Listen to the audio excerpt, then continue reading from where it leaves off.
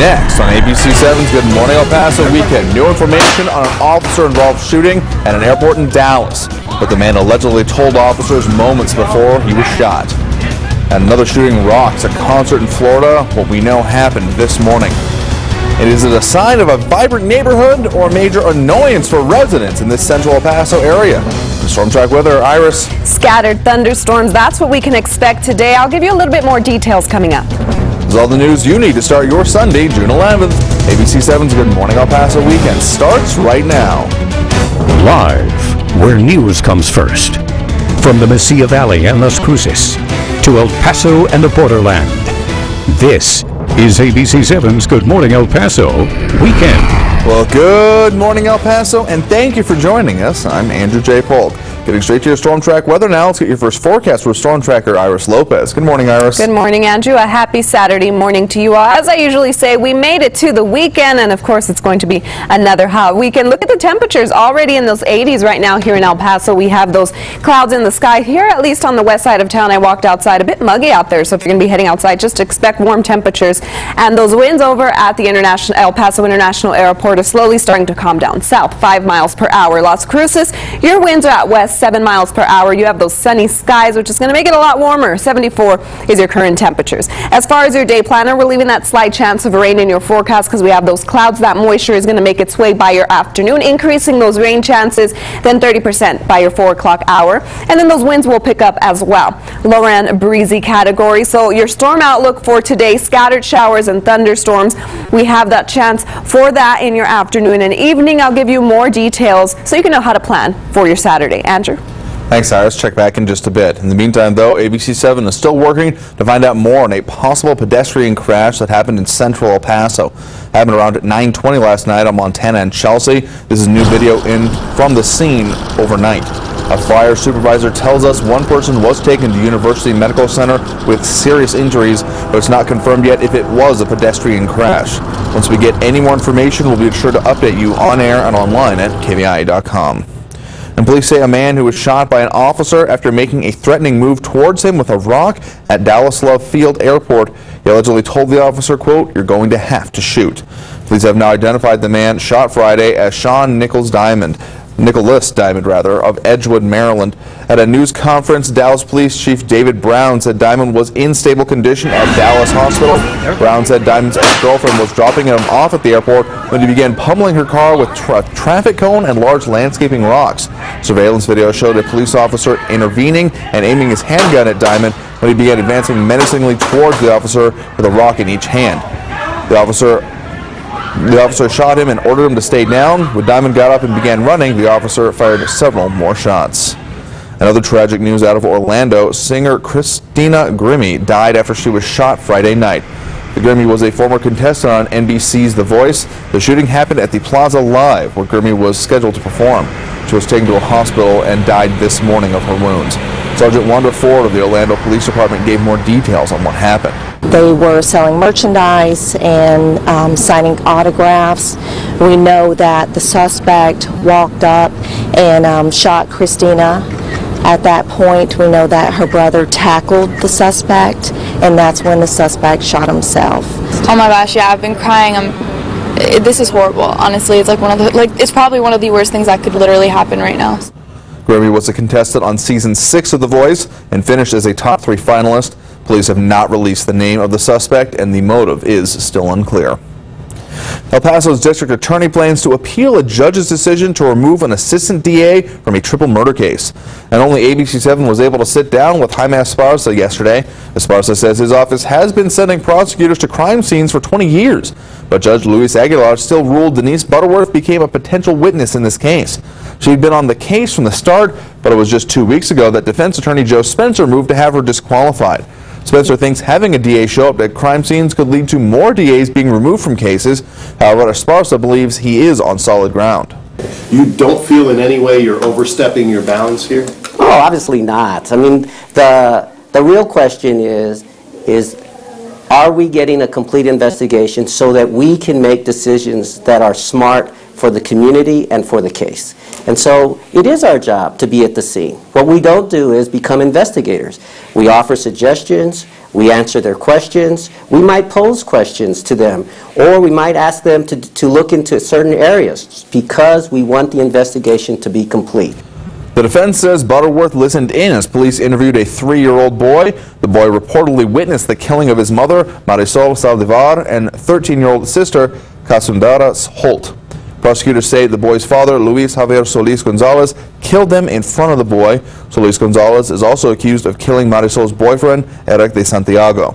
It happened in East El Paso on May 31st, 2012. Esparza said he is confident his office will win the appeal because they won a similar appeal in 2014 when defense attorney Teresa Caballero tried to have an assistant DA disqualified. And the trial for the man accused of shooting and killing another teen in downtown El Paso will resume Monday. Gustavo Valencia is charged with murder in connection with the death of 18-year-old Aaron Ochoa. Police say in October of 2014, Valencia and another teen, Miguel Begotia, shot Ochoa in a parking lot near Stanton and Rio Grande. According to court documents, this happened after Begotia and Ochoa argued earlier that afternoon. This is video from that day. Yesterday, a witness at the scene, Jason Kagan, testified he heard what sounded like firecrackers. He says he was afraid and stayed in his car. Through his mirror, Kagan testified that he saw several people gathered around and saw a body fall to the ground. He then allegedly saw the gunman fire several more rounds at the body, then leave in a black SUV. Residents in a 5-Point neighborhood say the city spent nearly $4 million to make their area into a quiet zone. But now the neighbors say there's another disturbance in the air. ABC7's Jerry Nahara has more. Recently, the 5 Points area has seen new businesses popping up. Bars/restaurants have become quite popular in the area, but now residents are saying they've become a nuisance. Margaret Estrada has lived in the 5 Points area for more than 50 years. She takes me to her backyard to show me how close she lives to the nearest bar. I have 3 bars around my house. 3 bars that going full blast with their music. How can I sleep? How can my husband sleep? And he's not sleeping here anymore because he decided to leave. Estrada tells me her husband just had surgery, was frail, and couldn't handle the music across the alley. They're just way too noisy. Estrada also tells me there's other issues as well. She says bar patrons park in their neighborhood. I see bras hanging on my pine trees, condoms, and women's underwear on the curbside. The homeowner tells me she doesn't feel safe in her own house at night. This is Douglas Street, and it's one of our main streets in the neighborhood, and it's wall-to-wall cars at night. We end up with packed cars on that cul-de-sac. They had to, the train people put the cement pylons up to stop people from parking on the tracks. So now they just park in front of the cement pylons. All of Rayner Street, we've had 2 totaled vehicles and about 6 hit and runs. Javier right here on the corner, he's had 2 broken windows in that truck. We end up with Saturday morning, there's so many beer bottles all over the street and trash. Navina Christie is the president of the neighborhood association. She lives in the old Pershing movie theater next to the Pershing Inn bar.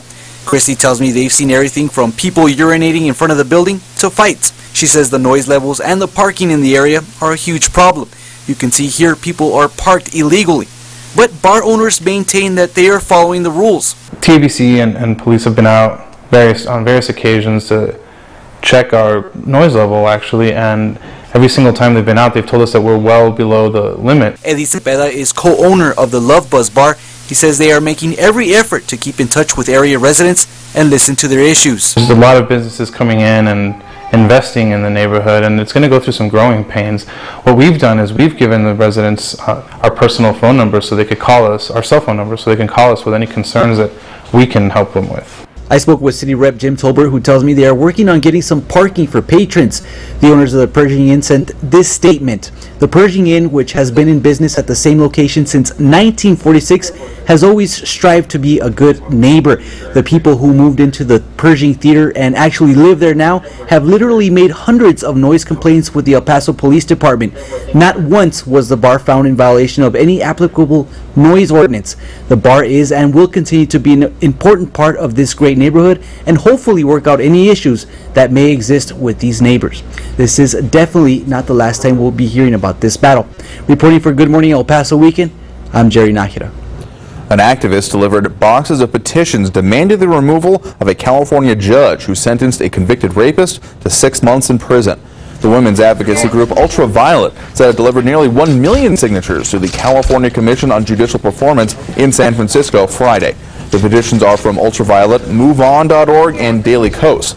Widespread outrage erupted after Judge Aaron Persky sentenced 20-year-old Brock Turner to 6 months in jail for sexually assaulting an unconscious woman behind a dumpster.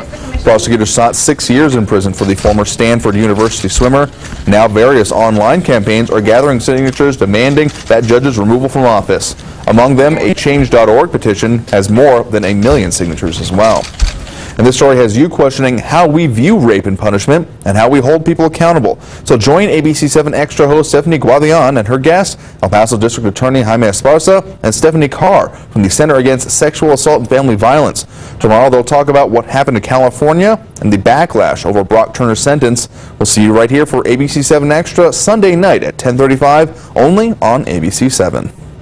And a public memorial service for Muhammad Ali was held yesterday afternoon in Louisville, Kentucky.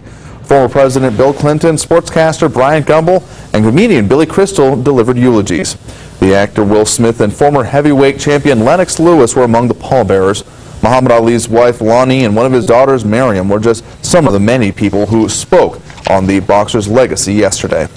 Muhammad may have challenged his government, but he never ran from it or from America.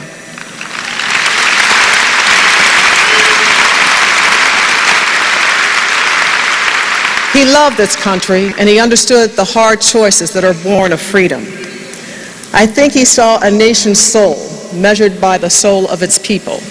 We will forever cherish the 74 years you graced this earth. You will be greatly missed. But now, we send you off in celebration, a blown kiss and prayers as you enter your final round. God's last boxing bell will sound in heaven. Ali passed away last week at the age of 74. He was buried Friday at Louisville's Cave Hill Cemetery following one final drive through his hometown. And of course, don't forget to pick up your copy of the El Paso Link. This week, only at El Paso Link, she's young, she's from El Paso, and she's on Fortune magazine's list of influential business leaders under 40. We talk with biotech brainiac Michelle Dipp. And why the man who runs a major cancer center wants El Pasoans to know what they've done and what they can do. And the good news is that water in Sunland Park is getting better, but why weren't residents told it had high levels of arsenic? El Paso Link is online at elpasolink.com and available for home and business delivery. Call the number there at the bottom of your screen, 534-4422, to subscribe. A state is speaking out against rape. The change is made that will allow victims to speak out over a longer period. It is 8:13 right now, taking a live look at traffic this morning. I-10 and red, still on the west side here and at Mesa. We got some traffic going on, but very light. No major stoppages or problems. Driving conditions overall clear. Yeah, there's no major problems there. Moving along just fine. I-10 and Wrestler. And in Storm Track weather, Iris. Rain is in our forecast. Will it affect your Saturday? I'll let you know coming up. Watching ABC 7, where news comes first.